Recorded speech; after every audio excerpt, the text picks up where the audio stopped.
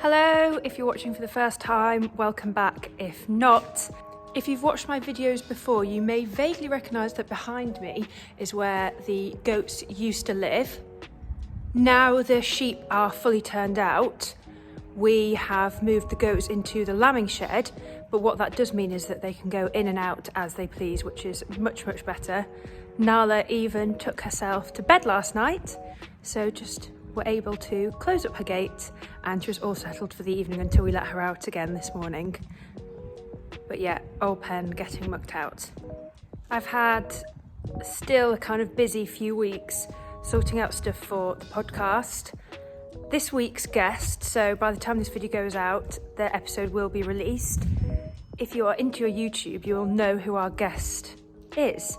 And we had Charlotte Ashley, so she has a YouTube channel, posts videos every day on there, all about her farming life. So that is definitely worth a listen. She's cracking, and yeah, she's doing great things on the social media video side as well. Nala's been quite noisy. Obviously it's a new place for her and she's just checking it all out, but here are the little babies. Although they've grown loads, and I did pick them up to carry them across here, and they have got such full tummies and they're growing really well.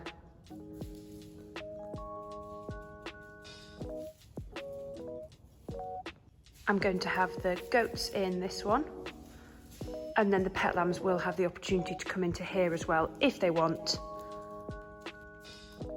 just in case of any bad weather. Nala, come on.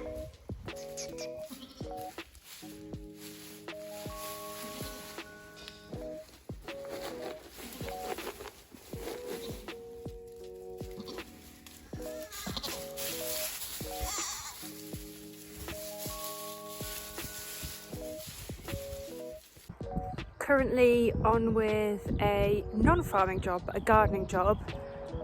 Maybe not quite as important as the actual farm, but we have a bit of a veg garden, which for us provides us with quite a lot of our vegetables that see us through. So leeks, broccoli, sprouts, carrots, onions, potatoes. We grow tomatoes, cucumbers, peppers. Lots of stuff which just saves us having to buy it, but we are, I know, lucky to have the space and have this greenhouse as well. That is where we grow our tomatoes. See Ralph making a mess. So some of this has been rotavated, as you can see. This here has been planted with potatoes. Behind me is where the purple sprouting broccoli was, and some sprouts, but they've kind of gone to flower now, you can see. So what I'm actually doing is every day just digging one and giving it to Nala the goat, and she loves it, so it's not going to waste. My job for now is this patch down here, which did have leeks in.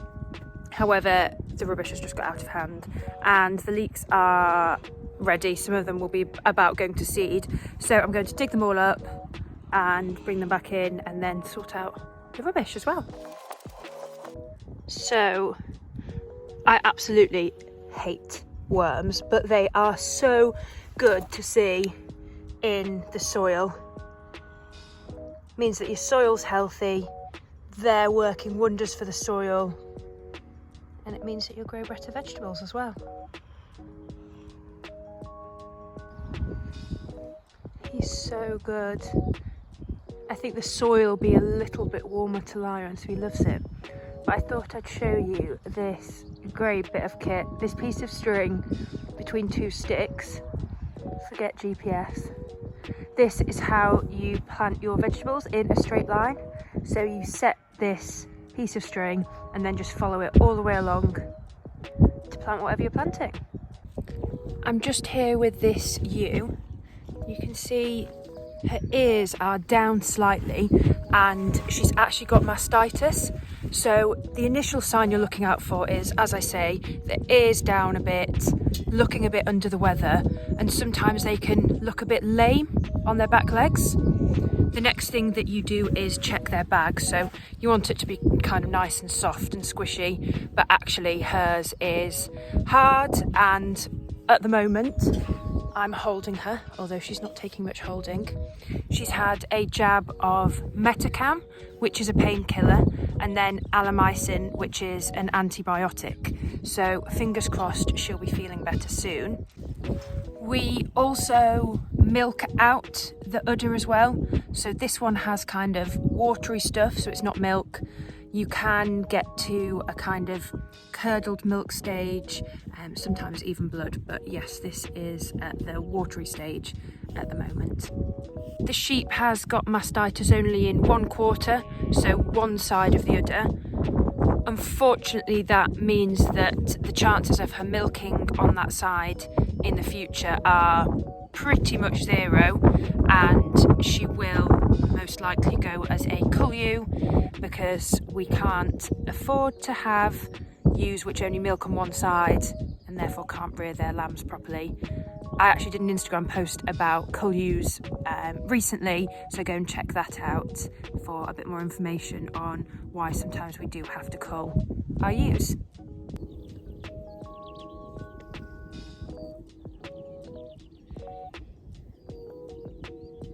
The other thing that we do, which is really, really important if we have given any of the animals any kind of medicine, treatment, antibiotics, is take their tag numbers and record it so we know exactly which sheep have had treatment, what date, what quantity, and we can keep track of that for our records for both the safety of the animal, but also if this animal were to go into the food chain as well.